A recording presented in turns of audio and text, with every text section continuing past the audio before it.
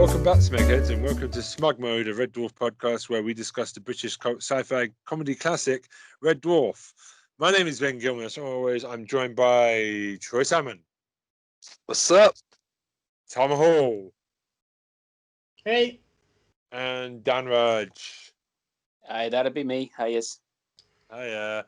And today we continue our look through season 3 with episode 4, Bodyswap.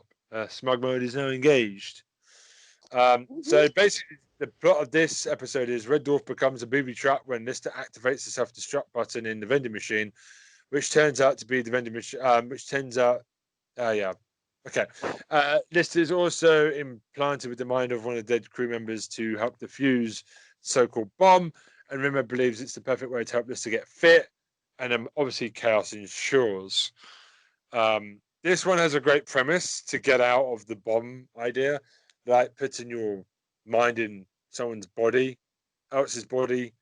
But it just doesn't really do anything with it for me. What did you guys think of this episode? Your friend is back. The Scutter's back. I'm so happy. The It's a very serious beginning though, with the. but who's? I'm sorry. It's a rip-off of what? Oh, that. Okay. Hitchhiker's Guide to the Galaxy. Oh, I've never seen. When Arthur Dent goes to try and make the tea, and the infinite improbability drive can't deal with anything, and the missiles are coming up from the planet of Magrathea. Meanwhile, the infinite improbability drive computer is trying to calculate exactly how to make the perfect cup of English tea because it can't decipher how anyone would ever want to drink such a fucking concoction. And this is it's a different way of doing it. I mean, it's not entirely a rip-off, really, but it's pretty much the same joke. That same joke of everything's going to turn out okay in the end. In Hitchhikers, it's because the calculation is completed right at the last second, and the infinite improbability drive manages to turn the missiles into a sperm whale and a bowl of petunias, which promptly fall to the planet and die. And in Red Dwarf, I could see the punchline coming from right before I recognized that Lister was about to punch something into the vending machine. I could see the countdown finishing and just the snack and the drink turning up. And it fell flat for me because of that. Okay, yeah. Okay. See, I quite like the joke that comes after that, which was, "We don't have a bomb." What do you mean we don't have a bomb? I got rid of it years ago. Well, why do you say so? You never asked. They've all been panicking for all that time, and Holly's known the whole time, whilst panicking.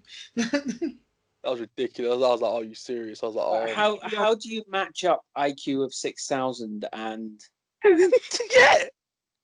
Exactly. But I love the 3 stages of Holly. What will happen, Holly? Well, it all involves him getting blown up. We got one of 3 realistic alternatives. 1, we sit here, get blown up. 2, we stand here, get blown up. 3, jump up and down, shout at me for not thinking of anything, and get blown up. Pretty good. I think Liz is fucking stupid though. Really, I mean, he's not always the most intelligent person, but he's going on about the self-destruct system, and he ends up setting it off with like ordering food. Yeah, that's exactly what Lister fucking does, though. Yeah, that is his point. Like, his absolute thing is he will move the ends of the earth for even Rimmer. For any of the rest of them, he'll go into absolute competent mode as much as Lister possibly can. But he's never looking at what he's doing. Yeah, that's the thing. He doesn't look in the mirror and looks at himself. He goes, Rimmer. What's Rimmer doing? Rimmer doing?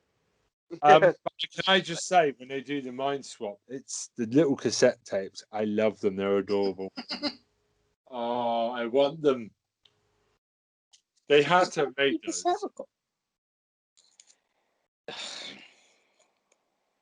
It's one of the few things about Red Dwarf that's truly dated. The fact that they use videotapes and cassettes. I love it though for that. You know what I mean? Like we were talking in the last episode that we were talking about the polymorph one about the food replicator microwave.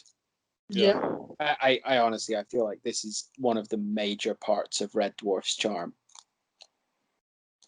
Just this that level of datedness, but still in the science fiction thing, and still treating it irreverently, so the datedness becomes even more funny as it gets dated. Yeah. Yeah. It does gotta make sense. It does. It's so dated and becomes just funny. It's just like, oh my days, look at this. It's just funny as heck. It's supposed to be futuristic, but yet it's like so in the past. So it makes sense. Can we also talk about the cat's Scrabble skills? Oh, that. Yeah, yeah. Because boy, can that dude play.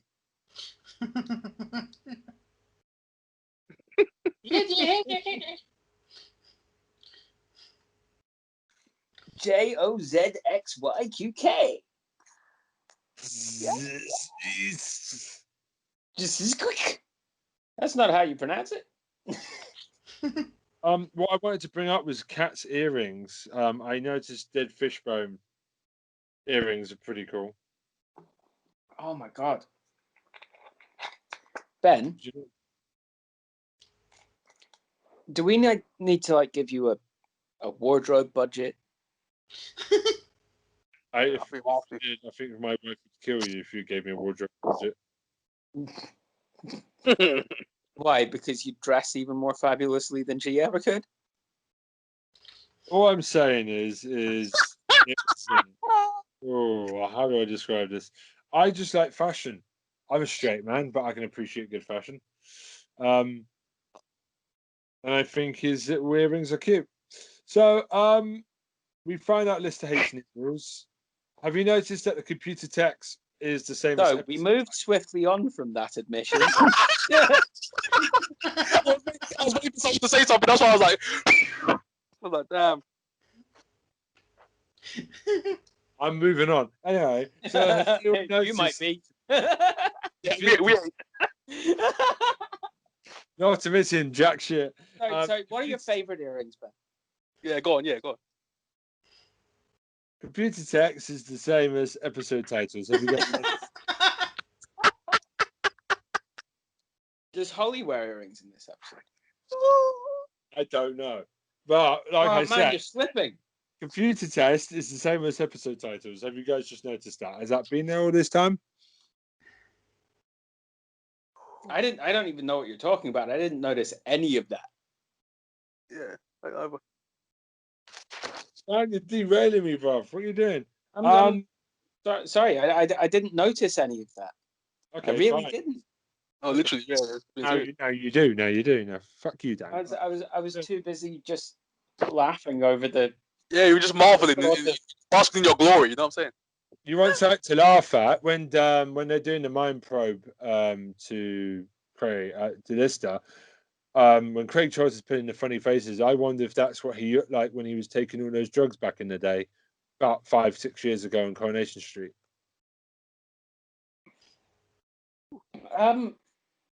Well, let's say it could have been a little bit similar.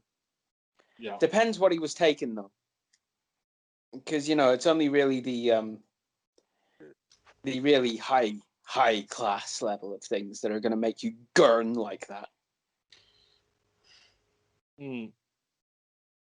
But no, to be honest, I thought it was a real do you know how fucking difficult it is to put one eye right in like that and just hold it without twitching like fuck all over the place anyway? Easy. I can't fucking do it. I'm fucking jealous. But yeah, I also like that the bit of writing right at the beginning. We've missed out on it because there was other stuff going on. It was the no, it's not actually at the very beginning. It's after all of that. Sorry, the bit about the dissecting a frog. Yeah,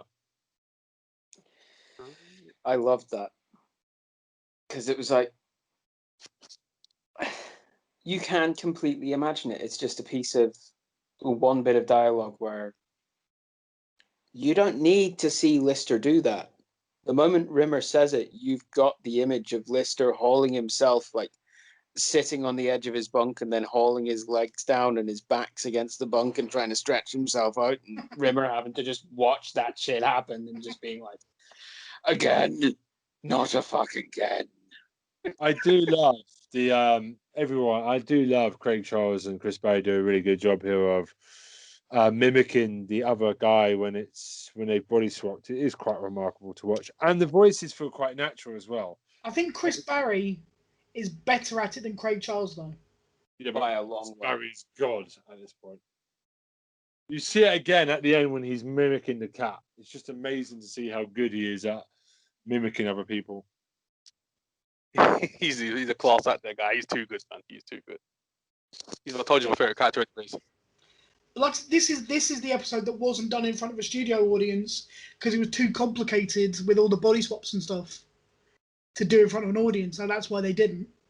Yeah, it wouldn't work live setting. Nah. I do love the bit where the cat drops the tape in the tea. That's one bit I remember. Because I know it was coming up for some reason. There's certain bits you remember, and I just knew the minute they're handing the tape over. Price's like, do not drop this. Cat drops it in the tea. I don't know why I remember that. This is also kind of the other shoe dropping from the Marooned episode. Yeah. In what way? Because in Marooned, Lister gets one over on Rimmer in a sneaky and underhanded fucking way and isn't at all sorry for it, really. He's a bit embarrassed that he actually did it, but at the end of the day, it's just sort of embarrassment that he gets caught, really. But by the camphor wood from the desk that he burns. And this one is Rimmer doing the exact same, putting Lister in a position where he's getting screwed over through Lister having some level of ill-conceived trust in Rimmer. It's like showing that they can play off against each other. I did like that about this episode. This one isn't my favorite episode by a long shot. I think it's probably the weakest. But yeah, so basically still showing that Rimmer and Lister they get on, but at the same time, so they'll cause each other problems still. Nothing's put on. Yeah. Yeah, we find out Lister's arse is a danger. Well, we knew that, all the curries. My wife also agrees as well. We also find out that Rimmer is very jealous of Lister. Apparently, I'm Lister as well in my house. Good to know. But they do say at one point your body starts slowing down at 25. I swear people said it was 30. 30 is where it really happens. Yeah, but you're being optimistic. Lister is 25 in the series at that point, so Rimmer's trying to convince him. So that's why he picks 24, 25 as the number. Oh, okay. Because he's trying to force his hand into letting him.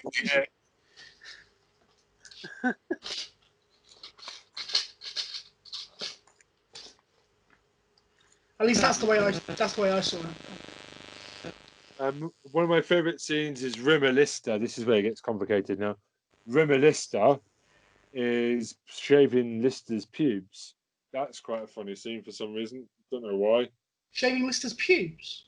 No, he's trying to go to the loo. That's what he's trying to do. He puts on this rubber glove and then gets a set of tongs. See, I always thought he was planning to have a wank at that point. No, I just thought he was trying to have a piss. That's what I thought. I thought he was going to the toilet anyway. But yeah. I would just have to say. And then he gets very, very jealous. Well, we can't blame Rimmer because he hasn't had food in 3 million years, so Yeah, that bit you can kind of understand. The first night, but after that he turns into an uber dick. Which is exactly what was going to happen from the start. Yeah, no, but putting on 2 stone in under a week is freaking impossible unless you are. I don't know. To steal a line from Rounders, I've gone on runs like that. You know how overweight I am. It cannot be done. unless you are eating 24/7 for 5-6 days in a row, you cannot put on 2 stone that quickly. A stone, yeah. I'd never do that ever. I put on a stone in a week. 2 is not possible.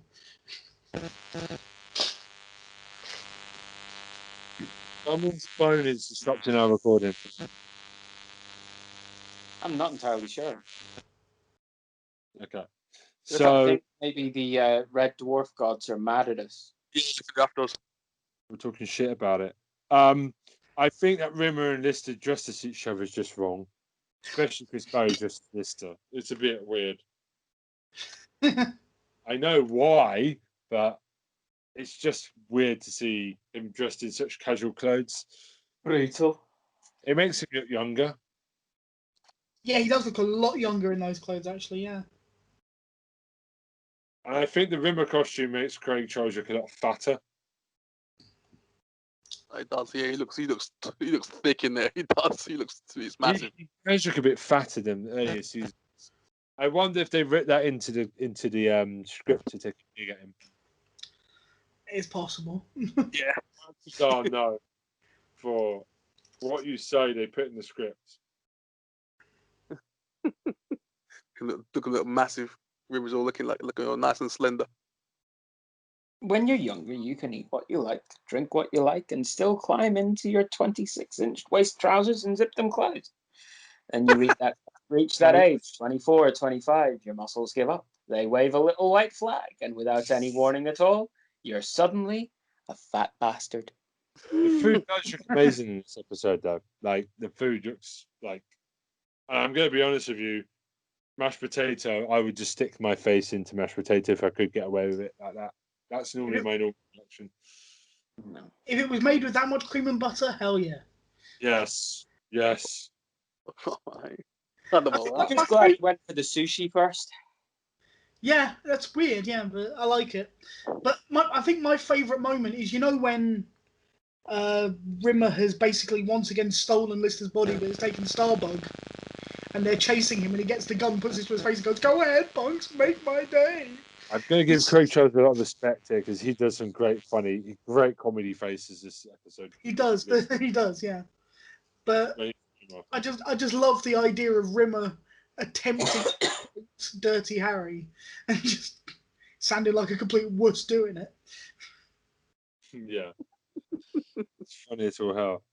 Can we also talk about Lister's lovely girdle that Rimmer has him wear? Oh geez, the girdle. He got a wolf whistle from me and my wife. Yeah, that one made him look like John Wayne. In case anyone didn't get that joke, John Wayne often wore a girdle in order to look like he wasn't a fat bastard in Western movies. Jack keeps weight down, looking all slim. I was like, nah, never. I mean, that very trick is the reason why there's sort of this image of the guy with the big gut who's got his chest puffed out is the same as someone who's really strong, is from those John Wayne movies. Yeah, that's where it came from, innit? Yeah, I forgot about that.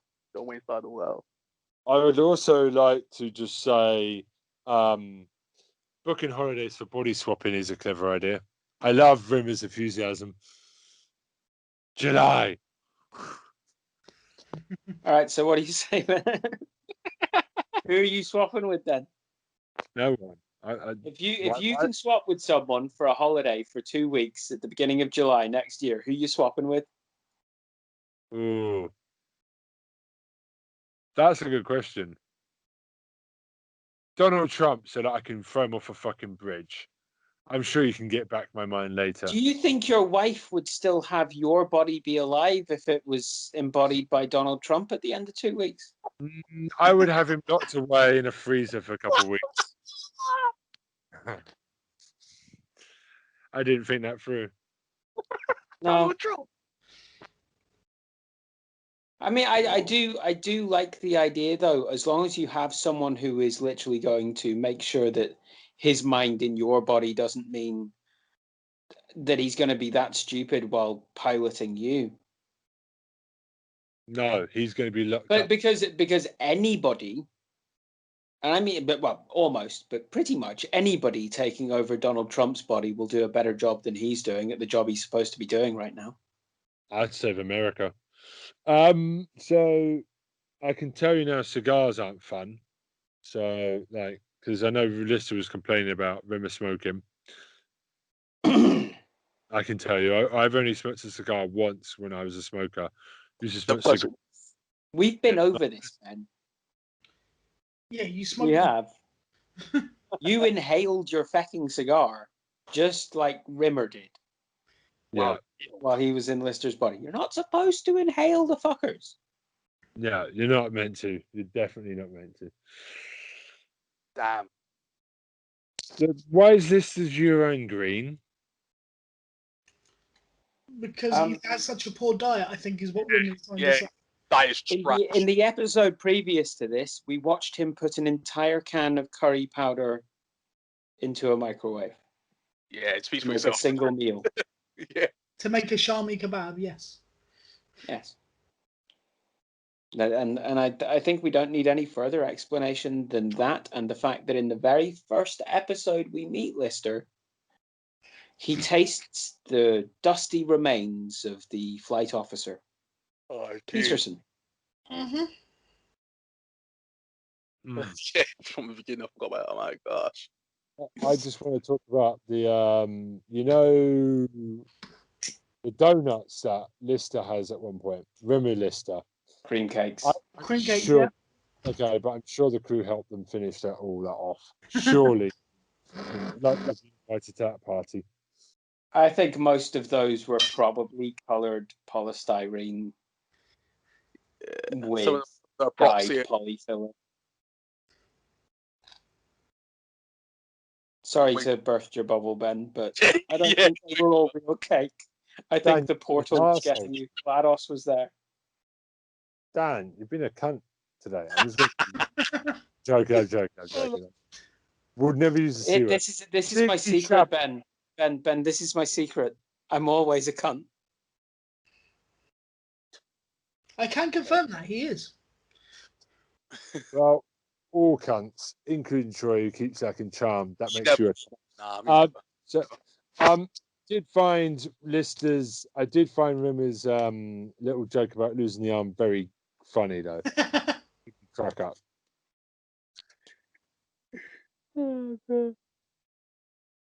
Also, Captain Chloroform and Plastic Percy are great nicknames for the cat, for Crichton and the cat, respectively.